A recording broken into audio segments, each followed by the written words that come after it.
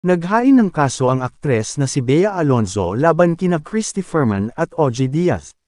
Tatlong magkakahiwalay na cyber libel case ang isinampa ng aktres sa Quezon City Prosecutor's Office ngayong araw, 2 Mayo taong 2024.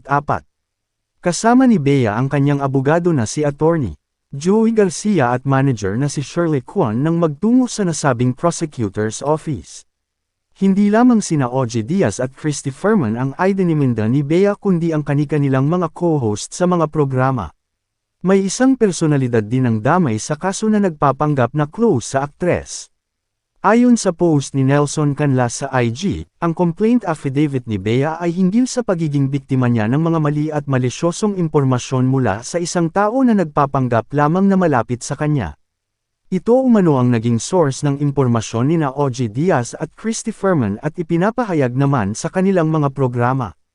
Nakasaad sa complaint affidavit ni Bea na naging biktima siya ng mali, malisyoso at mga mapanirang impormasyon na mula sa nagpanggap na malapit sa kanya at inilathala at pinag-usapan sa online shows nina Ferman at Diaz ng walang basehan, ayon kay Nelson Canlas.